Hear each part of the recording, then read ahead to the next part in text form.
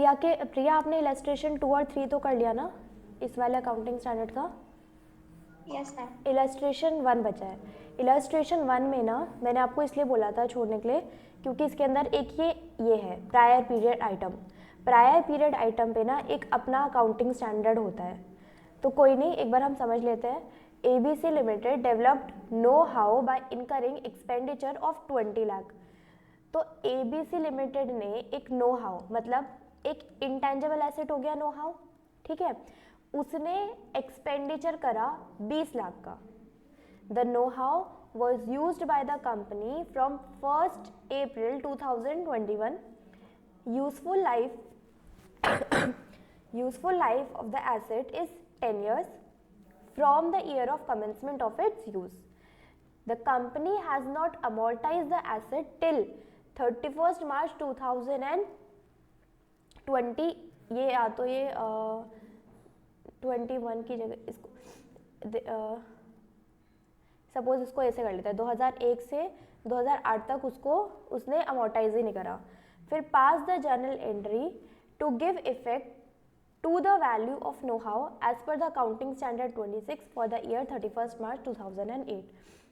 तो एसेट की useful life थी 10 साल, उसने 20 लाख का खरीदा था इस डेट को, लेकिन उसने 8 साल के लिए उस एसेट को अमोर्टाइज ही नहीं करा, है ना, मतलब उस पर डेप्रिसिएशन नहीं लगाया। तो अब एसेट की वैल्यू उसको कितना अमोर्टाइज करना पड़ेगा, एक टाइमलाइन बना लेते हैं।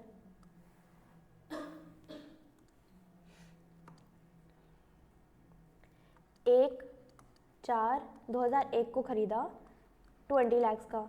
अब 20 लाख का खरीदा है, 10 साल उसकी चलने वाला है, तो एक साल में कितना डेप्रिसिएशन लगेगा, 2 lakh rupees, amortisation 2 lakh rupees का लगेगा हर साल। फिर यहाँ पर आया 2002, 3, 31 मार्च 2002, 31 मार्च 2003, 4, 5, 6, 7 और 8, इस डेट तक हमने अमोर्टाइज नहीं करा है उसको। यहाँ पे 2 लाख अमोर्टाइज होते हैं, एसेट की वैल्यू कितनी होती, 18 लाख रुपए।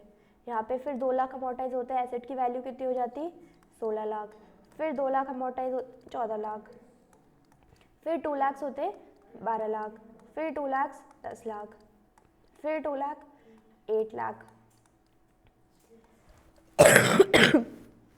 टोटल अमोर्टाइजेशन कितना हो गया, 1 2 3 4 5 6 7, 2 लाख इंटू 7 कितना हो गया, सॉरी 14 लाख, ठीक है। तो टोटल नो हाउ कितने से कम होना है, 4 लाख से, लेकिन करंट ईयर का अमोर्टाइजेशन कितना है, 2 लाख, बाकी 2 लाख, बाकी 12 लाख क्या है, prior period item.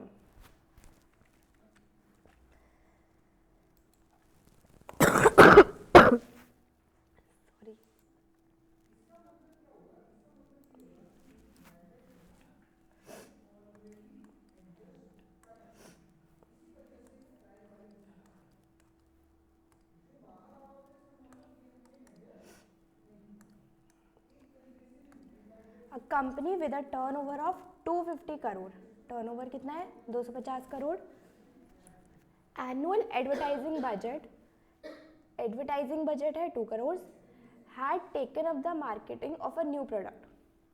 It was estimated that the company would have a turnover of 25 crores from the new product.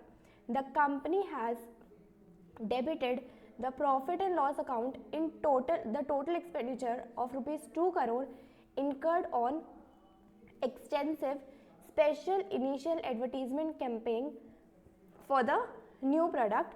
Is the procedure adopted by the company correct?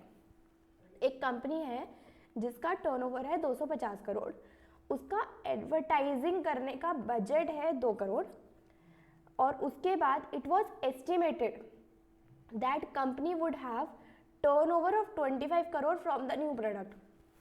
अब कंपनी ये estimate कर रही है कि जो भी उसका न्यू प्रोडक्ट है ना, उससे उसके पास 25 करोड़ का टर्नओवर आएगा। The company has debited the profit and loss account of total expenditure of 2 crore incurred on the advertisement campaign. तो यार कोई दवाई ले आओ।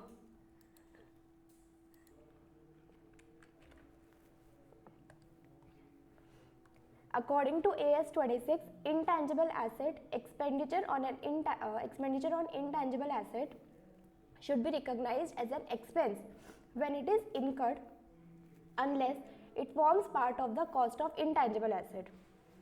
AS26 mentioned expenditure on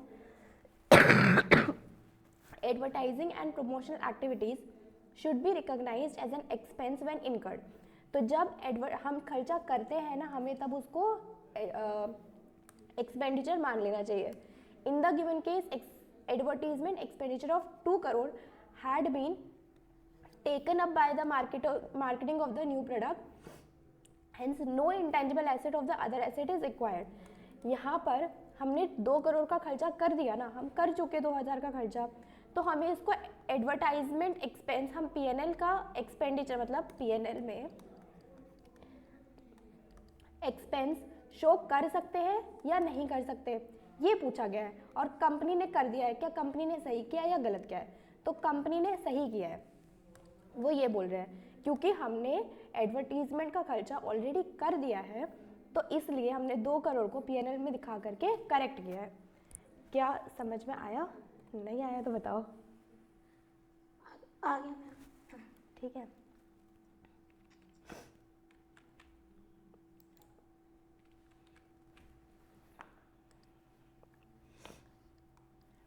चलो लिखो.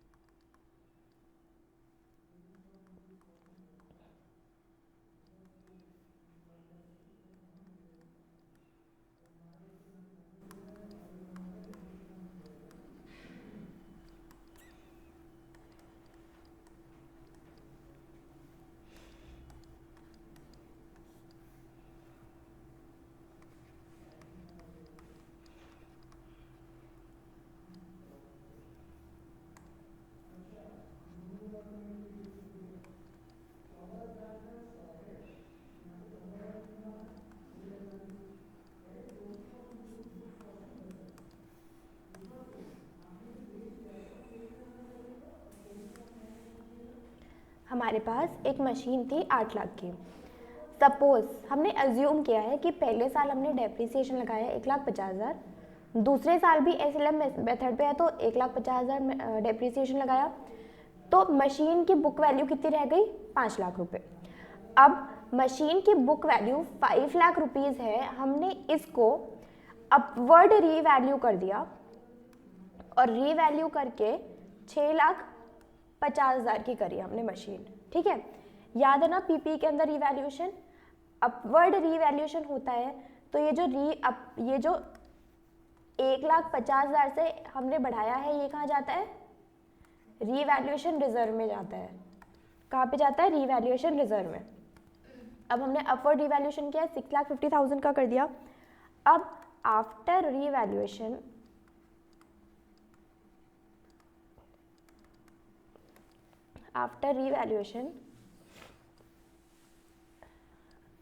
अगर हम बैलेंस शीट बनाएंगे तो हमारी मशीन कैसे होगी? यहाँ पर मशीन कितने की आएगी? 6,50,000 की आएगी और बाकी कहाँ जाएगा? यहाँ पे रीवैल्यूएशन रिजर्व.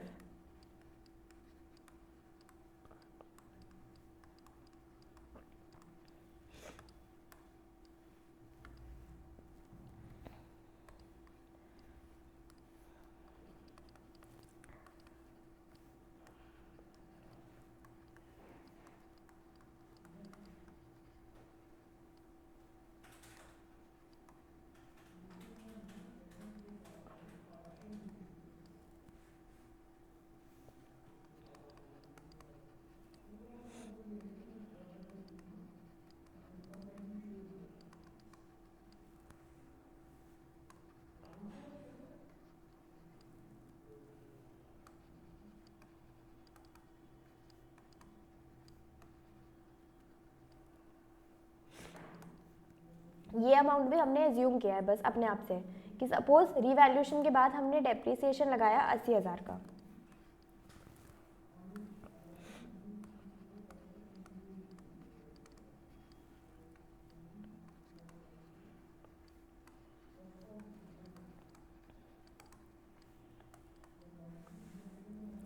तो कैरिंग वैल्यू ऑफ मशीन कितनी आ जाएगी? 6,50,000 माइनस 80,000 डेप्रिसिएशन माइनस करने के बाद कितना बच जाएगा? 5,70,000।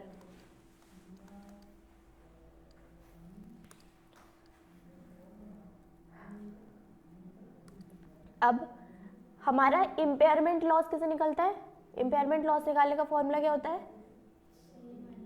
हाँ, carrying amount minus recoverable amount, ये हमारा इम्पेयरमेंट लॉस होता है। अभी हमारी कैरिंग अमाउंट कितनी है मशीन की? 5,70,000। सपोज रिकवरेबल अमाउंट है 5 लाख, तो 70,000 क्या आ जाएगा? Impairment loss. पूरा लिखना है इम्पेयरमेंट लॉस।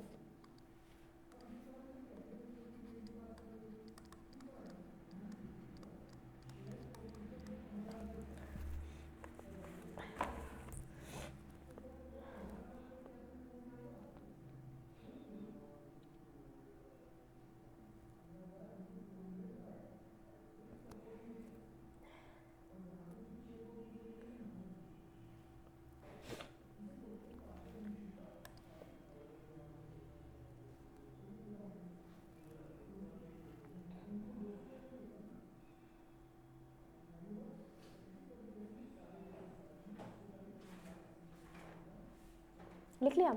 देखो हमने क्वेश्चन में क्या देखा था, मशीन थी एक 8 लाख रुपए की, उस पर हमने डेप्रिसिएशन लगाया था 2 साल, तो मशीन की वैल्यू 5 लाख रुपए बची थी। अब हमने ना मशीन को करा था रीवैल्यू, और हमारे पास रीवैल्यूएशन रिजर्व में 1,50,000 रुपये है अभी, ठीक। उसके बाद भी हमारा कुछ डेप्रिसिएशन लगा रीवैल्यू करने के बाद, तो जब रीवैल्यू करने के बाद हमने डेप्रिसिएशन को माइनस कर दिया तो वैल्यू आ गई मशीन की 5,70,000। सपोज उस मशीन की रिकवरेबल अमाउंट है 5 लाख रुपीज़, तो हमारा इम्पेयरमेंट लॉस आएगा 70,000। अब हम ये 70,000 रुपये जब भी इम्पेयरमेंट लॉस होगा और हमारे पास रीवैल्यूएशन रिजर्व भी होगा, तो पहले हम इम्पेयरमेंट लॉस अपने रिजर्व से माइनस करेंगे, ठीक है। हम अभी तक क्या करते आते थे, जब ये हमारे पास ये वाला कॉन्सेप्ट नहीं था, मतलब इससे पहले वाले क्वेश्चंस में हम क्या करते थे, यहाँ पर 6,50,000 है, यहीं पर डेप्रिसिएशन 80,000 का माइनस करते और यहीं पर इम्पेयरमेंट लॉस माइनस करते और फिर हम अपनी अमाउंट लिख देते। लेकिन जब हमारे पास रीवैल्यूएशन रिजर्व अगर गिवन होगा, तो पहले हमें अपना इम्पेयरमेंट लॉस कहाँ से माइनस करना होगा? रिजर्व से। उसके बाद बच गया, मतलब सपोज करो 1,50,000 होता, सपोज करो 1,60,000 होता, तो पहले 1,50,000 खत्म करते, फिर 10,000 पीएनएल में जाता, मतलब फिर हम माइनस करते। लेकिन पहले हम क्या खत्म करेंगे? अपना रीवैल्यूएशन रिजर्व खत्म करेंगे। तो इस केस में क्या होगा? लिखो दिस इम्पेयरमेंट लॉस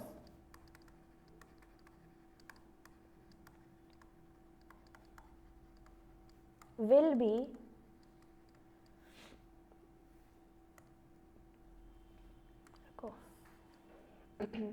हाँ वही लिखना है, this impairment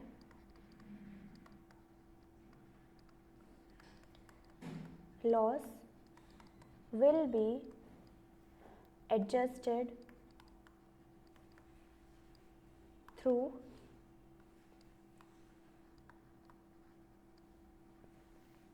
revaluation reserve account. No impact on P&L account. हमारी एंट्री क्या होगी? रीवैल्यूएशन रिजर्व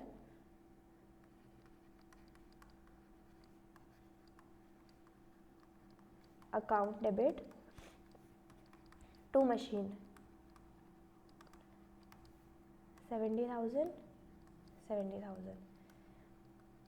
हमने फिक्स एसेट की वैल्यू कम करनी है, लेकिन कहाँ से करना है? पहले उसको रिवैल्यूएशन रिजर्व से करना है।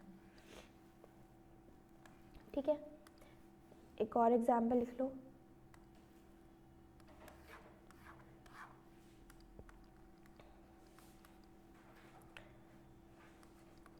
Assume in above example, comma, recoverable amount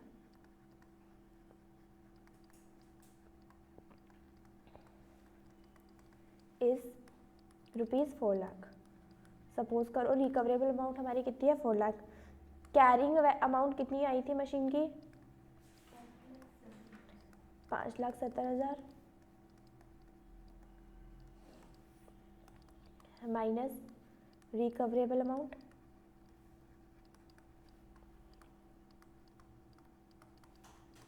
₹4 lakh, impairment loss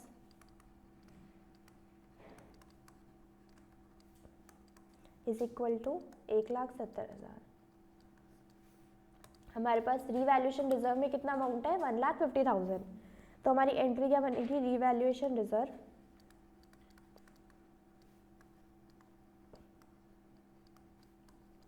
account debit, क्या P&L account debit to machine.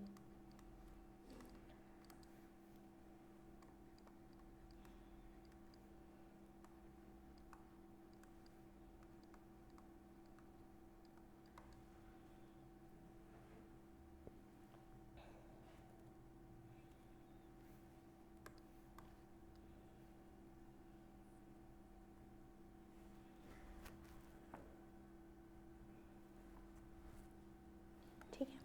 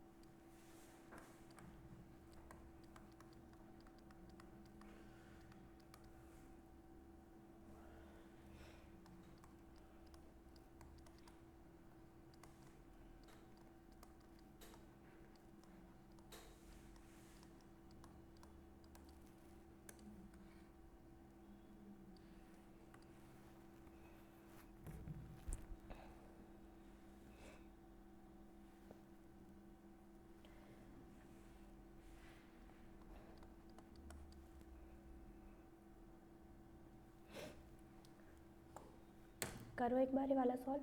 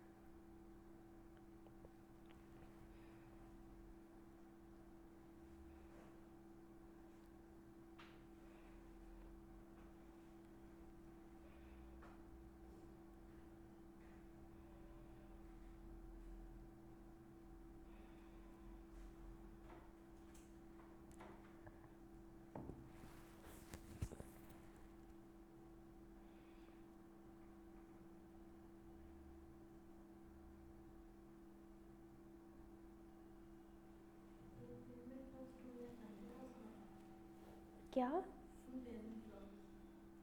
क्या बोल रहे हो?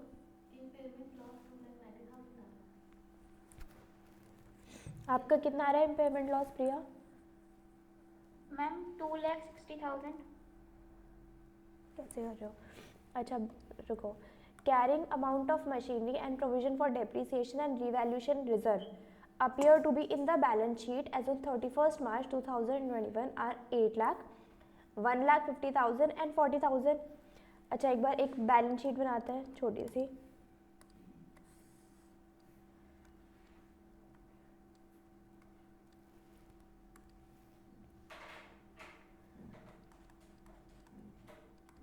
मशीन की वैल्यू है 8 लाख रुपीस।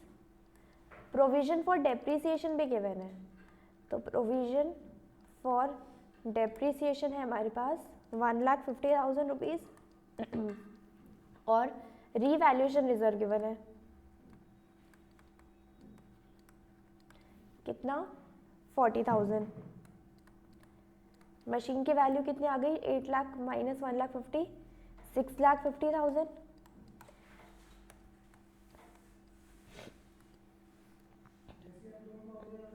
इम्पेयरमेंट लॉस कैसे निकलता है? कैरिंग अमाउंट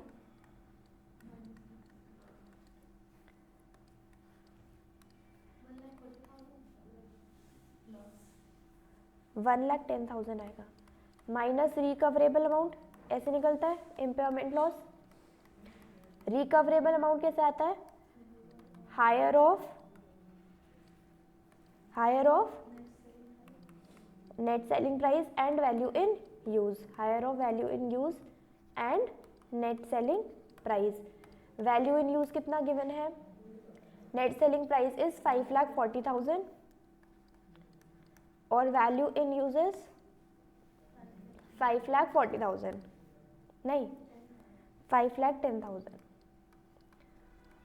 इन दोनों में से आए 5,40,000, कैरिंग अमाउंट कितनी आ गई 6,50,000।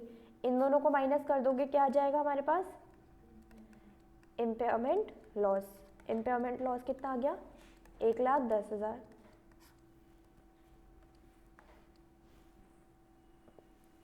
अब रीवैल्यूएशन रिजर्व में 40,000 है, तो पहले इम्पेयरमेंट लॉस कहाँ से माइनस होगा? रिजर्व से।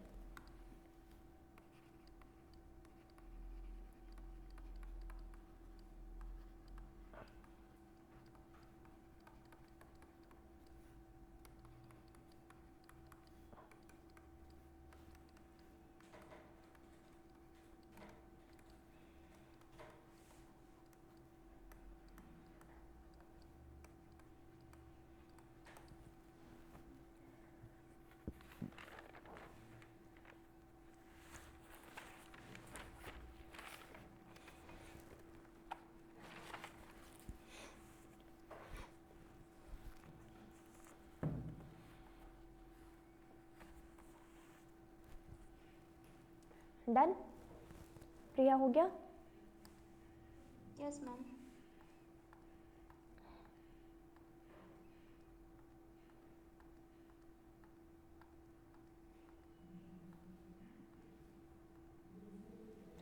अपनी बुक का इलस्ट्रेशन 1 सॉल्व करो। इलस्ट्रेशन 1।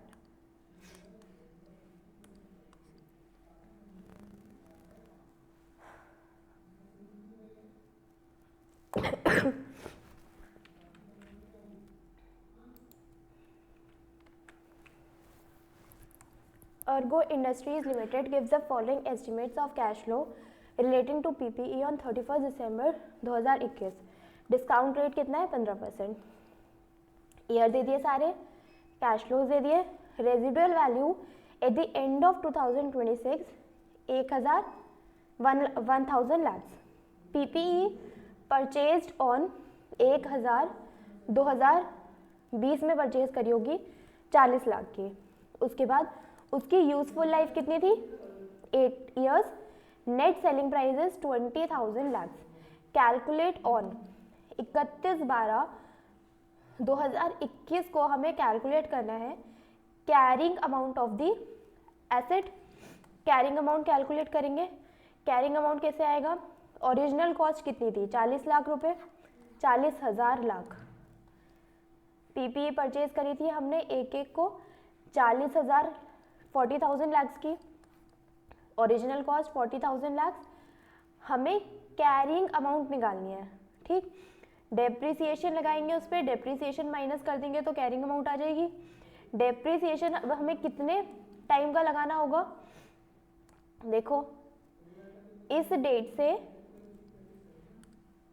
इस डेट तक कितने साल हो गए?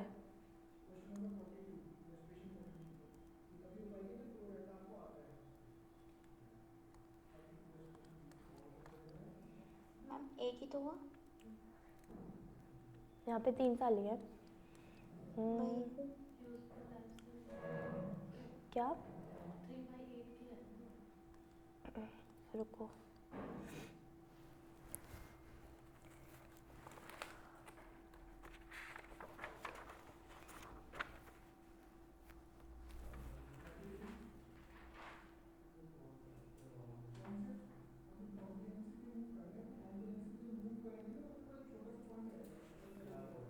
um, 31/12/2021।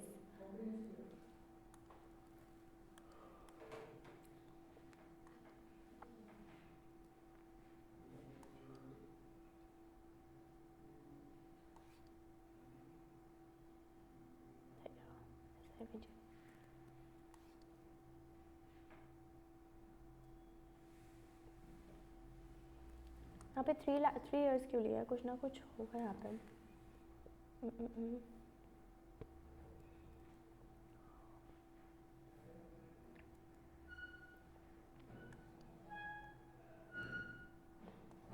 चलो मैं अभी देखती हूँ, तब तक ये वाला क्वेश्चन ट्राई कर लो एक बार। इलस्ट्रेशन 2।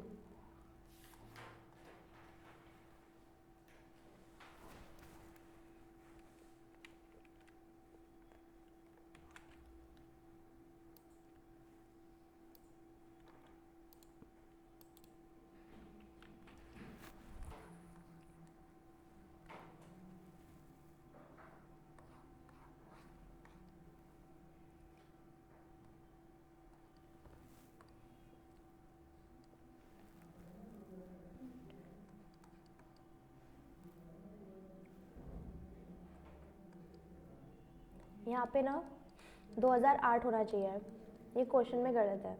एक बार मैं इस क्वेश्चन को लिखवा देती हूँ, फिर उसको सॉल्व करना। वो हो गया इलस्ट्रेशन 2। देखो, सेम क्वेश्चन इस बुक में भी गिवन है, लेकिन यहाँ पे 2008 लिखा है सबसे ऊपर, है ना। सेम क्वेश्चन है अर्गो लिमिटेड का।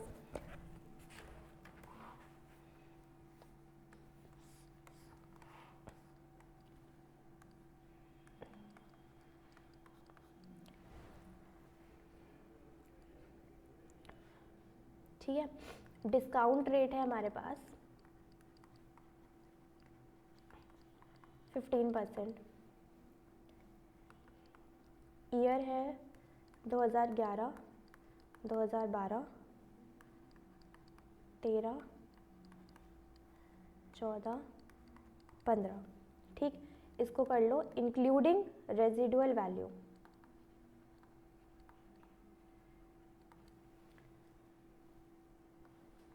कैश फ्लोज इन लाख, 2011 में 4000, देन 6000, फिर 6000, फिर 8000 और यहाँ पर 4000। अब लिखो residual value at the end of 2015 is equal to rupees 1000 lakh. उसके बाद fixed asset purchased on 1/1/2008 is equal to rupees 40,000 lakh. Useful life is equal to 8 years। Net selling price on 31/12/2010 is equal to rupees 20,000 lakhs।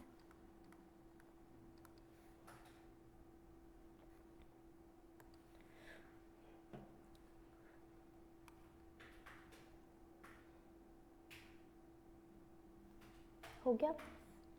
अब हमें सबसे पहले क्या calculate करना था?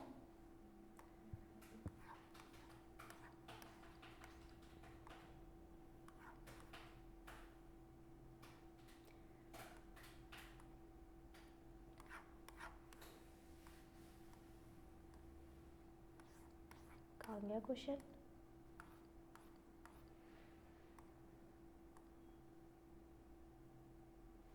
Impairment loss, revised carrying amount और डेप्रिसिएशन, ये तीन चीज़ें हमें कैलकुलेट करनी है ना क्वेश्चन में। क्वेश्चन गया कहाँ इसके बाद वाला?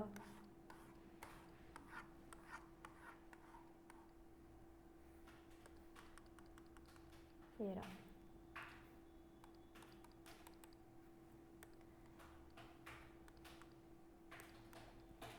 फर्स्ट ए पार्ट है carrying amount at the end of 2021।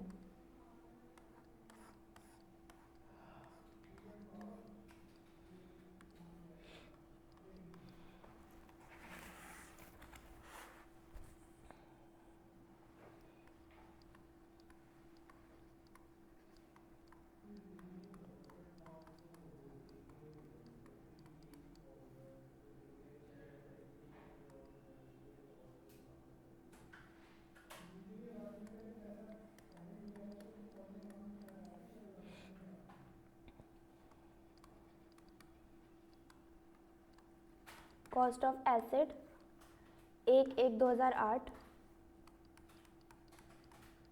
Is equal to 40,000 lakhs minus depreciation.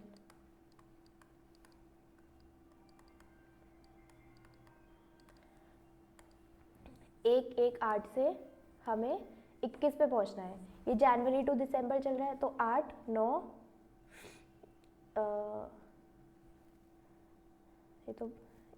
ये भी फिर से गड़बड़ हो गया।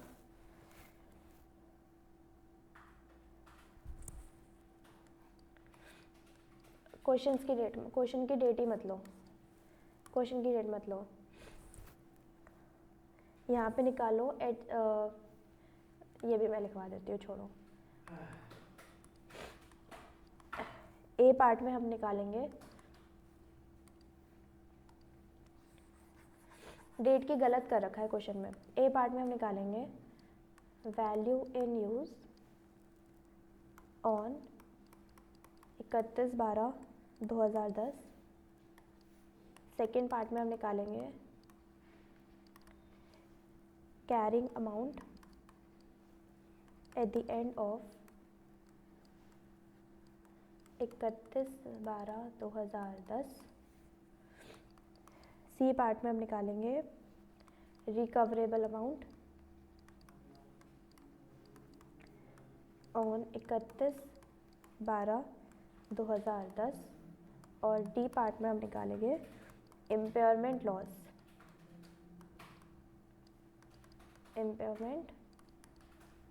Loss on 31/12/2010। ये सेम वही क्वेश्चन है, बस इसमें डेट्स डिफरेंट है, ठीक है। अब करो सॉल्यूशन, अब समझ में आएगा। Computation of value in use.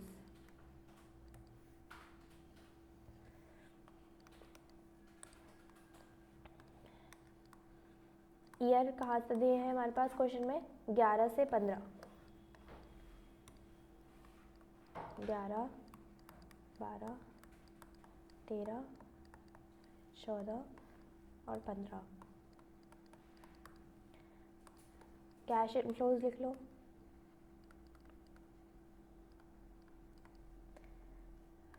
$4,000, $6,000, $6,000, $8,000 और $4,000। यहाँ पर अब अलग से रेजिडुअल वैल्यू ऐड मत कर देना, क्योंकि 2015 में 4,000 इंक्लूडिंग रेजिडुअल वैल्यू है। और ऊपर यहाँ पर लिख लेना इन लैक्स। अगर फिगर्स लैक्स में गिवन है और आप ये लिख के नहीं आओगे एग्जाम में तो मार्क्स कट हो सकते हैं, इसलिए लिखना मत भूलना। अगर यहाँ पे लैक्स आप नहीं डाल रहे हो तो ऊपर इन लैक्स लिखना इम्पॉर्टेंट है।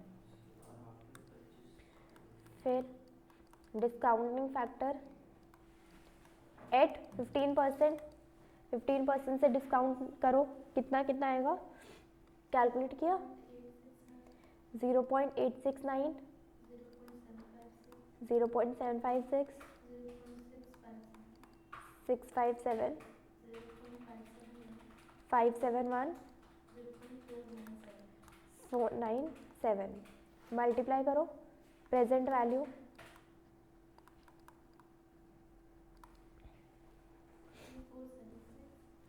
3476, 4536, 3942, 4568, 1988। इन सबको टोटल करके कितना आया सारी प्रेजेंट वैल्यू को? 18,510। ठीक है, तो ये क्या आ गया हमारा? Value in use. ठीक है, सेकेंड पार्ट में हमें क्या निकालना है? Carrying amount.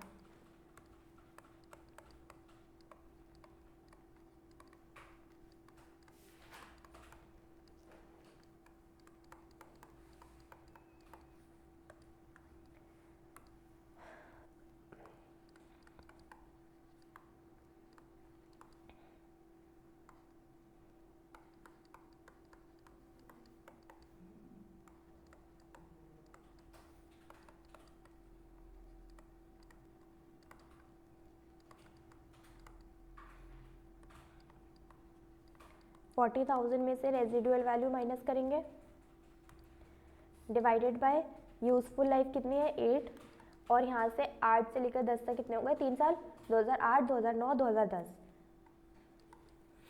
इसको सॉल्व कर लो।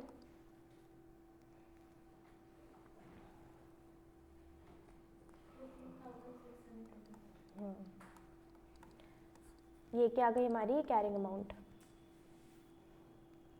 25,375 lakhs।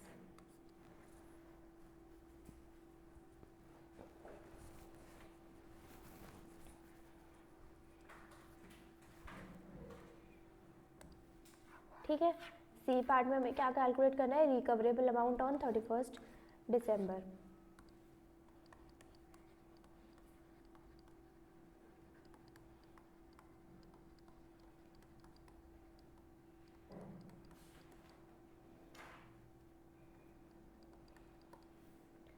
रिकवरेबल अमाउंट कैसे आती है? नेट सेलिंग प्राइस और value in use whichever is higher. Value in use हम निकाल चुके, नेट सेलिंग प्राइस कितना है? 20,000 रुपये। तो 20,000 और 18,510 which ever is higher 20,000.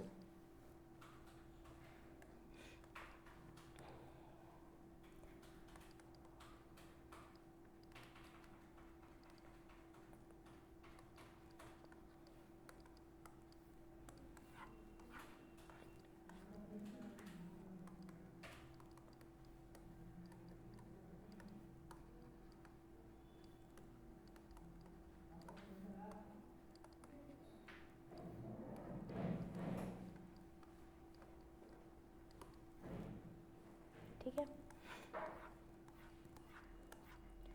Last impairment loss, carrying amount भी है हमारे पास कितनी 25375 और रिकवरेबल अमाउंट भी है 20,000.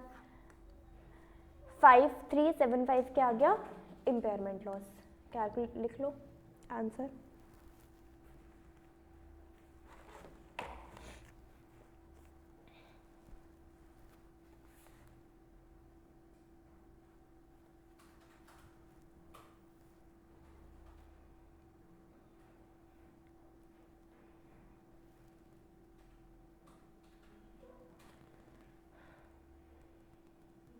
हो गया प्रिया, हो गया.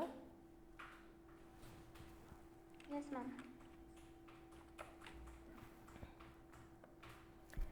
एक और एग्जाम्पल.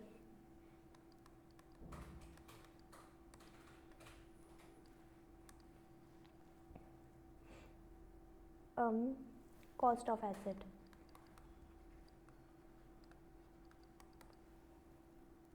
₹56 लाख. फिर useful life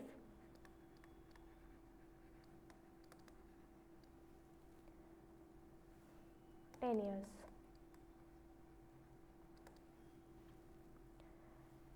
Salvage value nil है ही नहीं. फिर current carrying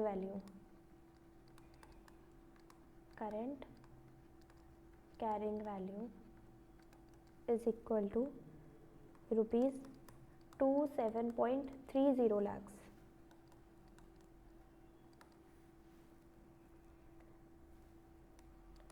useful life remaining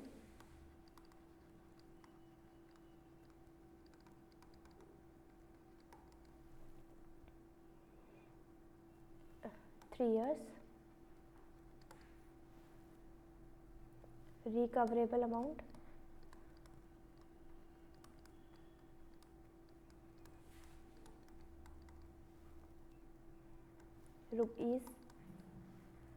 ₹12 lakh. Upward revaluation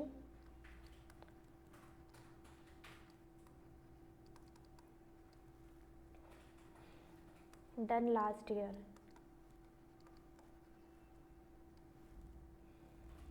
is equal to ₹14 lakh.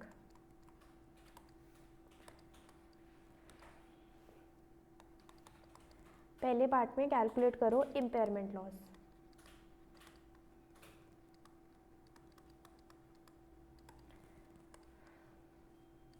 बताओ कैलकुलेट करके इम्पेयरमेंट लॉस.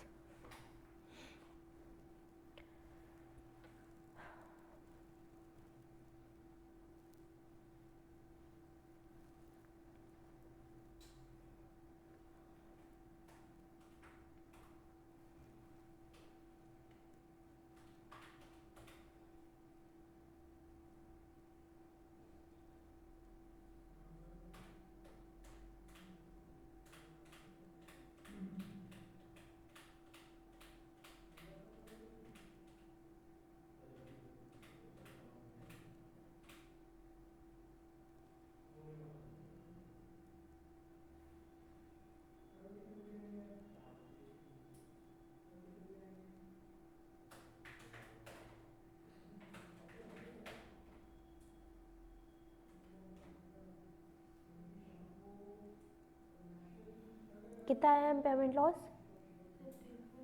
15.3. कैसे आएगा current carrying value minus recoverable amount.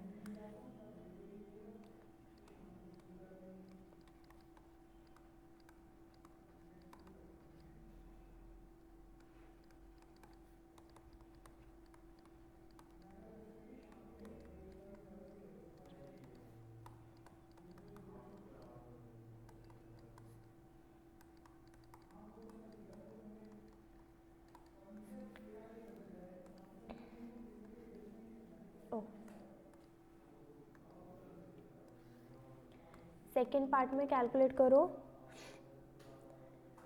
Treatment of impairment loss.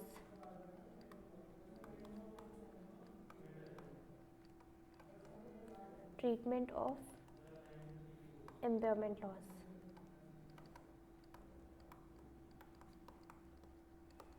कैसे ट्रीट करेंगे इम्पेयरमेंट लॉस को बताओ। हाँ, एंट्री क्या होगी journal entry? Revaluation reserve account debit, profit and loss account debit to fix asset है ना, कॉस्ट ऑफ एसेट।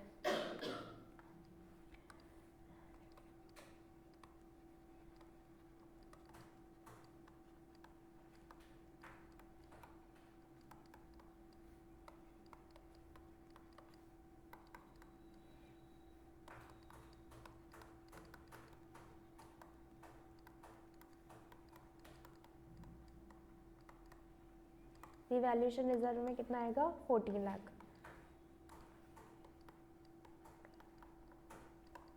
बाकी का 1.3 P&L।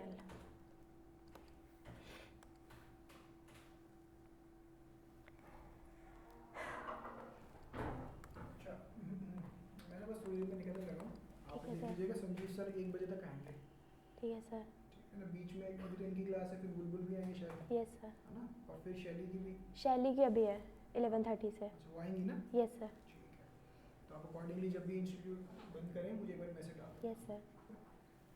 ये मैं ओपन ही रखता हूँ, इनके भी चले जाएंगे थोड़ी देर में। ठीक है सर। सलोनी होंगी यहाँ पे। Yes sir. ठीक है ना। तन्मय भी है वैसे तो, तन्मय आकाश। ठीक है सर।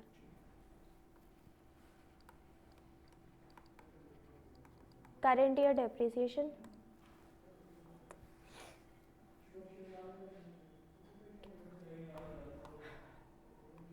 बताओ करंट ईयर डेप्रिसिएशन कैसे कैलकुलेट होगा?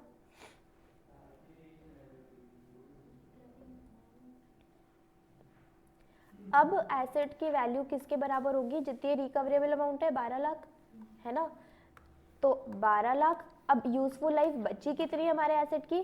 3 इयर्स, तो डिवाइड कर देंगे 3 इयर्स से उसको। तो current year depreciation will be equal to 4 lakh.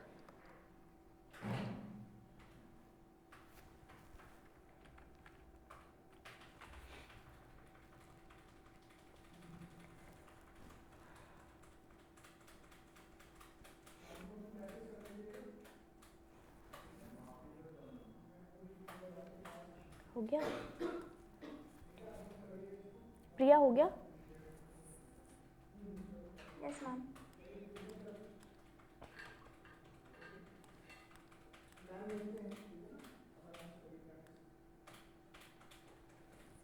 Illustration 3 पे आओ। Yes sir, yes sir, yes sir. Illustration 3. G Limited acquired a machine on 1st April for 7 crore rupees, had an estimated useful life of 7 years. The machine is depreciated on straight line basis and does not carry any residual value. On 1st April 2014, the carrying value of the machine was reassessed at 5.10 crore and surplus arising out of revaluation being credited to revaluation reserve.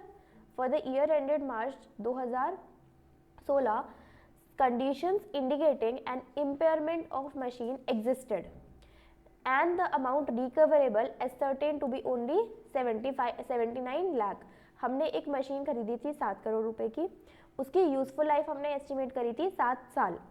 उसको हमने इस date पे reassess करा, मतलब revalue करा, तो इतने की निकल के आई। जो भी सरप्लस आया वो हमने कहाँ डाल देना है? रिवैल्यूएशन रिजर्व में। फिर ये बोल रहे हैं कि इस डेट पे मशीन पे कुछ इम्पेयरमेंट लॉस है और उस दिन पे रिकवरेबल अमाउंट कितनी है मशीन की? 79 lakh. You are required to calculate the loss of और impairment of the machine and show how this loss is to be treated in the books of G Limited. G Limited had followed the policy of writing down revaluation surplus by increased charge of depreciation resulting from the revaluation. तो हमें revaluation reserve में कितना amount जाएगा वो calculate करना है और फिर उसके बाद लॉस भी निकालना है, इम्पेयरमेंट लॉस भी निकालना है और फिर उसका ट्रीटमेंट बताना है। ठीक है ना? यहाँ पर ये तो ठीक है, अच्छा करो इसका answer. Carrying amount of machine कितनी है 7 करोड़, उस पर हम डेप्रीसिएशन, अब हमें कैरिंग अमाउंट निकालना कौन से डेट पे है, इस डेट पे निकालना है, तो इस डेट पर हम मशीन डेप्रीशिएट करके लेके आएंगे।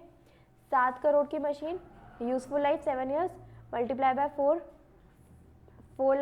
करोड़, ठीक है। कैरिंग अमाउंट एज ऑन 31 मार्च 2014 कितना आ गया 3 करोड़। फिर उसके बाद हमने इस डेट पर ही हमारी मशीन कितनी निकल के आई 3 करोड़ की, लेकिन हमने मशीन को क्या करा, अपवर्ड रीवैल्यू करा और रीवैल्यू करके कितने पे लेकर के आए 5.10 पे। तो 5.10 पे तो डिफरेंस ये हमारा कहा जाएगा रीवैल्यूएशन रिजर्व अकाउंट पे। तो अब हमें पता है कि रीवैल्यूएशन रिजर्व में हमारे पास कितने रुपए हैं 2.10। कैरिंग अमाउंट अभी हमने रीअसेस करके इतनी लेकर के आ गए। फिर अब हमें कौन सी डेट पे पहुंचना है, इस डेट पे, मतलब 2 साल का और डेप्रिसिएशन लगेगा। तो 2 साल का और डेप्रिसिएशन लगाया हमने 5.10, बचे कितने साल 3 साल, 7 साल में से 4 साल तो चले गए, बचे अब रिमेनिंग यूजफुल लाइफ कितनी है 3 इयर्स, मल्टीप्लाई बाय 2 करेंगे तो आ गया 3.4। कैरिंग अमाउंट इस डेट पे कितने निकल के आ गई 1.70। अब उसमें से रिकवरेबल अमाउंट हमारे पास क्वेश्चन में गिवन था 79 लाख, माइनस कर दिया, हमारे पास क्या आ गया इम्पेयरमेंट लॉस 0.91, इम्पेयरमेंट लॉस आ गया। अब यहाँ पर हमें क्या करना है, रीवैल्यूएशन रिजर्व में अमाउंट जाएगा, बाकी का पीएनएल में जाएगा। लेकिन यहाँ पर अब ये देखना है, हमने ना डेप्रीशिएट भी करा है मशीन को, तो डेप्रीसिएशन भी पहले, मतलब हम जैसे रीवैल्यू करते हैं तो डेप्रीसिएशन भी रीवैल्यूड का इधर से माइनस होगा, मतलब 2.10। हमने देखो यहाँ पर जो डेप्रीसिएशन लगा निकाला है वो पूरा 5.10 करोड़ पे निकाला है, ठीक है। अब जब हमारी बैलेंस शीट बनी होगी ना, यहाँ पर मशीन की वैल्यू हमने दिखाई है कितनी 5.1, और यहाँ पर हमारे रीवैल्यूएशन रिजर्व में कितना है 2.1, ठीक है। जब यहाँ पर हम मशीन डेप्रीसिएशन माइनस करेंगे तो टोटल डेप्रीसिएशन 3.4 का माइनस होना है, लेकिन ये 3.4 में से ना कुछ अमाउंट हम रीवैल्यूएशन रिजर्व में से ही माइनस करेंगे, जितना प्रोपोर्शनेटली 2.1 में जाएगा। क्या ये बात थोड़ी समझ में आई आपको?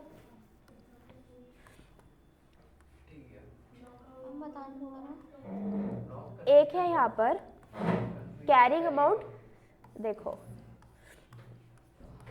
मशीन की वैल्यू रीवैल्यू करने के बाद है 5.1 करोड़ और हमारे रीवैल्यूएशन रिजर्व में है 2.1 करोड़, ठीक है।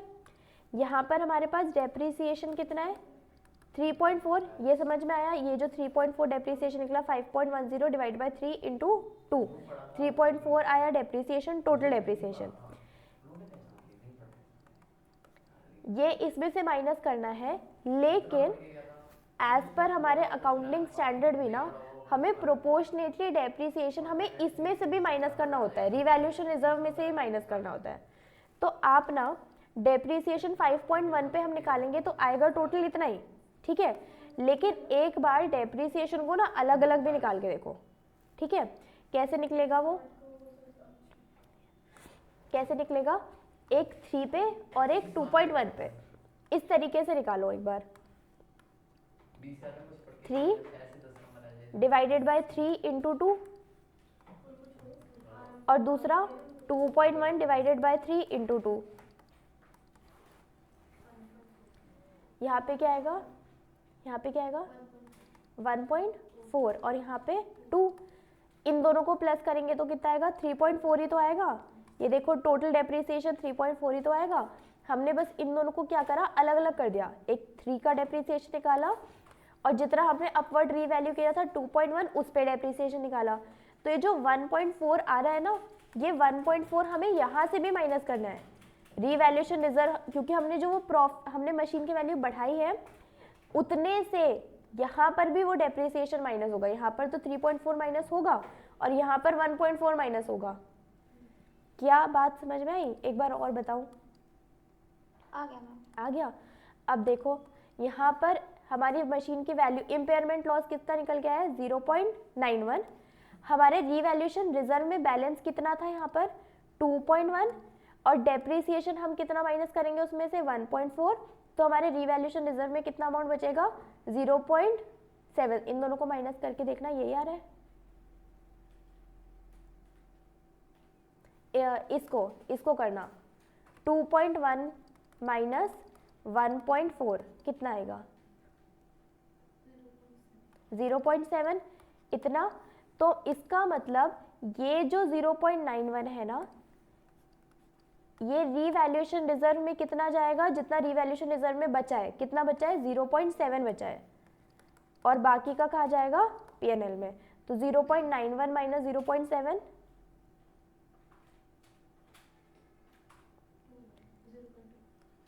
0.21, हाँ, तो ये यहाँ जाएगा पीएनएल में और ये जाएगा रीवैल्यूएशन रिजर्व में। ठीक है, 0.21 कहाँ पे गया प्रॉफिट एंड लॉस अकाउंट में। ठीक है, एक बार और समझा देती हूँ शॉर्ट में पूरा का पूरा क्वेश्चन। हमारे पास मशीन की कैरिंग अमाउंट थी 7 करोड़, हमारे पास पूरी यूजफुल लाइफ कितनी है 7 साल। हमें अपवर्ड रीवैल्यूएशन क्योंकि दिया गया इस डेट को, तो हम अपनी कैलकुलेशन करके इस डेट पे मशीन लेकर के आएंगे। ठीक है, तो हमने अपनी कैलकुलेशन करी, हमने डेप्रिसिएशन माइनस करा 7 करोड़ डिवाइड बाय 7 साल इंटू 4 ईयर्स, तो हमारी कैरिंग अमाउंट आ गई उस डेट पे 3 करोड़। लेकिन हमें मशीन दिखानी कितने पे है 5.1 पे दिखानी है, तो इसका मतलब हमने अपवर्ड रीवैल्यू कितने से किया है 2.1 से, और अब हमें ये पता है कि हमारे रीवैल्यूएशन रिजर्व का बैलेंस कितना है 2.1 करोड़ है। ठीक है, और हमारी मशीन की अमाउंट कितनी आ रही है 5.1 है। अब इसके बाद इस डेट पे हमें रिकवरेबल अमाउंट देके लिखी हुई है, तो हमें इम्पेयरमेंट लॉस निकालना है इस डेट पे। तो अब इस डेट पे अब हम अपनी कैलकुलेशन करके लेके आएंगे मशीन को। तो हमने फिर से क्या करा डेप्रिसिएशन माइनस करा। इस डेप्रिसिएशन को आप इस तरीके से मत दिखाना, इस डेप्रिसिएशन को आप इस तरीके से दिखाना अलग अलग करके कि 3 करोड़ पे कितना है और 2.1 करोड़ पे कितना है। टोटल डेप्रिसिएशन 3.4 यहाँ से माइनस तो होगा, लेकिन जो रीवैल्यूड अमाउंट है उसमें से उसका प्रोपोर्शनेटली डेप्रिसिएशन भी माइनस होगा। तो हमारे पास रीवैल्यूएशन रिजर्व बचेगा कितना 2.1 माइनस 1.4 कितना आया था 0.7, यहाँ पर बचेगा कितना 0.7। तो जो भी हमारे पास इम्पेयरमेंट लॉस आया है वो जाएगा 0.7 रिवैल्यूएशन रिजर्व से और बाकी का पीएनएल से, तभी हमारे पास पीएनएल में कितना आ गया 0.21। क्लियर हो गया इलस्ट्रेशन 3?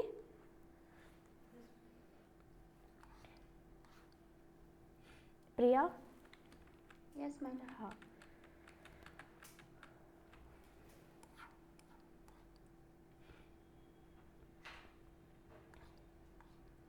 चलो इलस्ट्रेशन 4 आपका होमवर्क हो गया। ठीक है, अभी ये खत्म नहीं हुआ ये वाला, अभी हमें और थोड़ा बढ़ना है। ठीक है, इलस्ट्रेशन 4 के बाद भी थोड़ा सा और बचा है, नेक्स्ट क्लास में खत्म हो जाएगा। ठीक है।